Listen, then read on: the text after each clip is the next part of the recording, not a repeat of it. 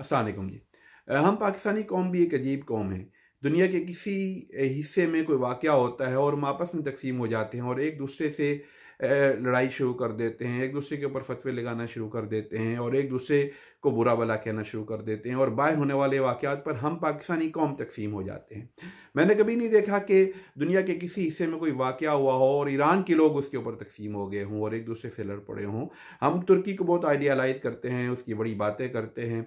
मैंने कभी नहीं देखा कि दुनिया के किसी हिस्से में मुस्लिम या गैर मुस्लिम मुल्क में कोई वाक़या हुआ हो और तुर्की के लोग उसकी वजह से दो हिस्सों में तकसीम हो गए हों। जनरल कासिम सुलेमानी की शहादत हुई और हमने देखा कि हम पाकिस्तानी दो हिस्सों में तकसीम हो गए। एक वो हिस्सा है कि जिन्होंने उसके ऊपर फ़र्द का आधार करना शुरू कर दिया, उसको पाकिस्तान दुश्मन करार देना शुरू कर दिया। इसका हम जायज़ा लेंगे कि वो कितने पाकिस्तान दुश्मन थे और उसके ऊपर फ़र्द का आधार करना शुरू कर दिया। अब अगर आपका मसलक तशय्यो नहीं है, आप अहले तशय्यो में से नहीं हैं, तो ये लाज़िम नहीं है कि आप शिया के इतने ख़िलाफ़ हो जाएँ कि उनके उस मुल्क के एक सीनियर जर्नल की हलाकत जो एक काफिर के हाथों हुई है, एक इस्लाम दुश्मन ताकत के हाथों हुई है, उसके ऊपर आप फ़र्द का आधार करना शुरू कर दें और ख़ुशी का आधार करना शुरू कर दें। ये किस तरह का इस्लाम है? ये किस तरह की मोमनाना हमीयत है? मेरी समझ से तो ये बात बाहिर है कि हम किस तरीके से ये काम कर सकते हैं। एक ऐसा जर्नल कि जो उनके लिए बड़ा सीनियर है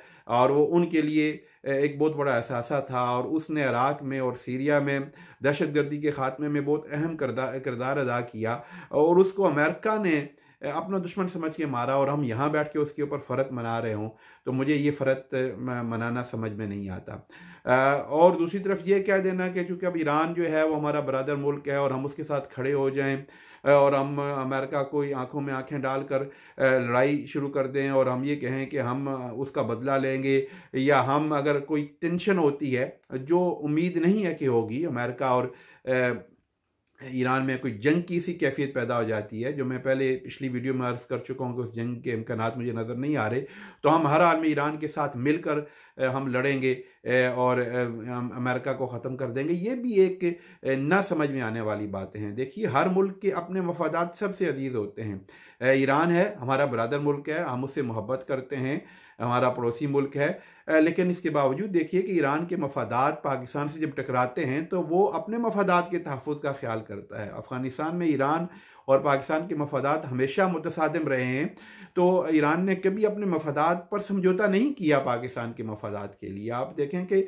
ईरान के इंडिया के साथ ताल्लुकात हैं और ताल्लुकात रहे हैं और बड़े करीबी ताल्लुकात रहे हैं, तो पाकिस्तान के लिए कभी ईरान ने उन ताल्लुकात का सौदा नहीं किया। सऊदी अरब जो है, आप देखिए कि उसके इंडिया के साथ किस तरह के करीबी ताल्लुकात हैं और कितनी अरबों डॉलर्स की वहाँ जो इन्वेस्टमेंट हो रही है। तो सऊदी अरब हमारा बरादर मुल्क है, हमारा दोस्त मुल्क है, लेकिन उसने हमारे लिए इंडिया के साथ कैसा ताल्लुक़ नहीं किया, या हमारी कश्मीर में जो भी टेंशन हुई है उसके बावजूद उसने इंडिया के ख़िलाफ़ एक जुमला, एक स्टेटमेंट तक नहीं दी।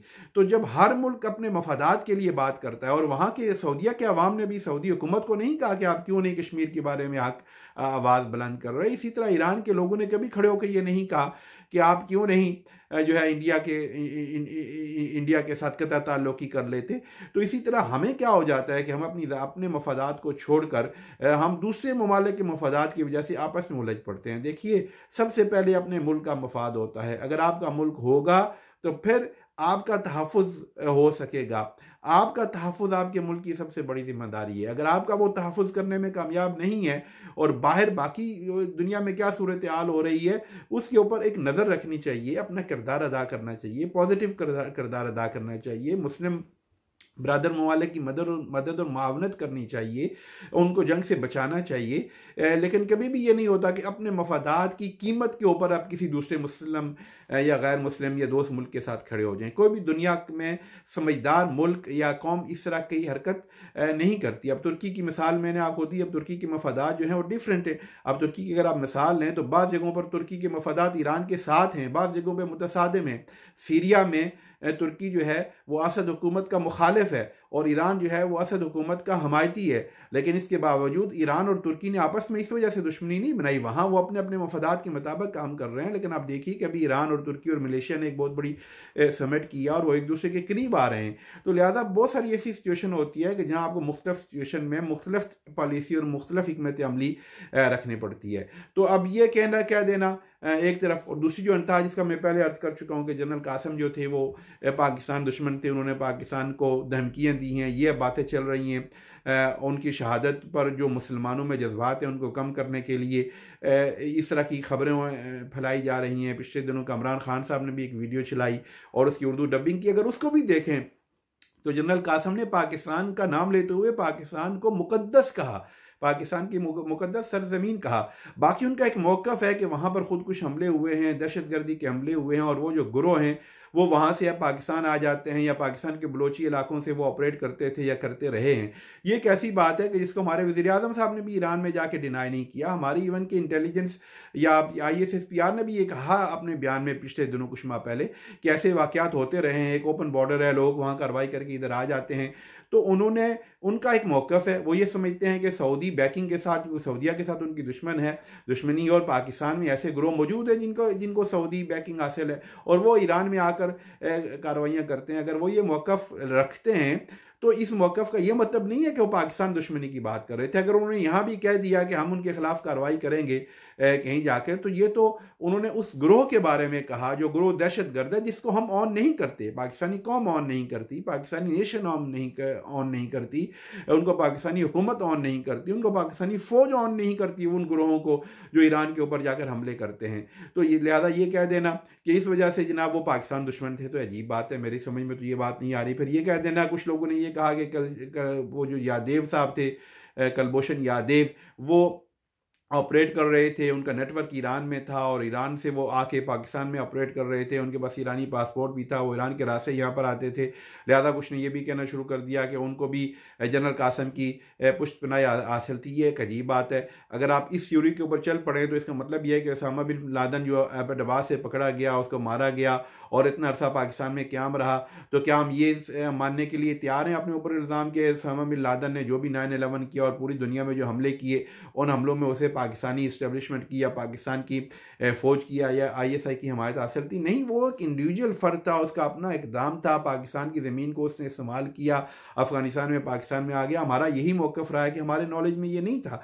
लिहाजा अगर इसी तरह की कोई कार्रवाई जो कुलभूषण यादेव है उसने ईरान के ज़रिए की है और उसका इल्ज़ाम बगैर किसी सबूत के किसी के ऊपर लगा देना, ये भी कोई दानिशमंदी की बात नहीं है। मैं ईरान के इंडिया के साथ अपने मफादात पर मबनी ताल्लुकात हैं और हमें इल्म है कि वो हैं, और ईरान अगर उन ताल्लुक, और दूसरी बात यह है कि अफ़गानिस्तान में भी जो मफादात हैं, जो ईरान के मफादात हैं, वो ज़्यादा आप ये समझें कि करीब है इंडियन मफादात की एज़ कम्पेयर टू पाकिस्तानी मफादात की, चूँकि वो एक मसलकी सूरत हाल है। आपके नॉलेज में है कि हम हमेशा हमायत करते रहे हैं अफ़गान तालिबान या जो पश्तो स्पीकिंग तालिबान ग्रुप या जो आज़ादी एक जदोजहद करने वाले ग्रोह हैं उनकी, और ईरान जो है वो सपोर्ट करता रहा है। पर्शियन जो बेल्ट है उससे जो लोग आज़ादी की जदोजहद करते रहे, और उनकी आपस में ईरान अफ़गानिस्तान में आपस में एक टसल है, और उसकी वजह से ईरान की हमेशा ये ख्वाहिश रही है कि वो हुकूमत हो जो पर्शियन स्पीकिंग हो और जो ईरान दोस्त हो, और पाकिस्तान की ये कोशिश रही है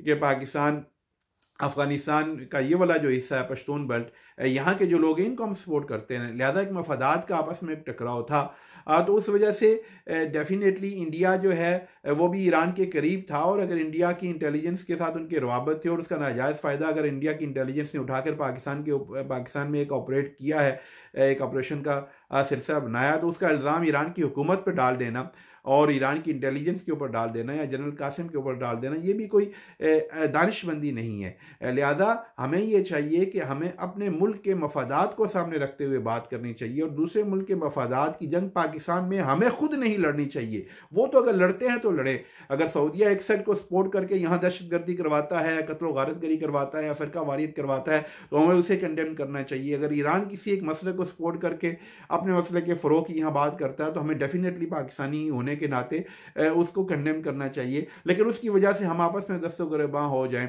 और वाक़या कहीं और हम एक दूसरे से लड़ पड़े और हम उसकी तौजीहात ऐसी पेश करना शुरू कर दें कि जिसकी वजह से ममालिक के दरमियान जो है वो सूरत हाल मज़ीद कशीदा हो, तो ये समझदारी वाली बात नहीं है। लिहाजा पाकिस्तानी कौम को ये चाहिए कि जब भी कोई राय कायम करें, जब भी कोई बात करें, तो एक तो ये बात ख़ुद एक तख़य्युलात के ऊपर, एक कंस्पायरेसी थ्योरी के ऊपर नहीं होनी चाहिए, नंबर एक। और नंबर दो, अपने पाकिस्तान के मफादात का हमें हमेशा तहफ़्फ़ुज़ करना चाहिए, उनकी बात करनी चाहिए।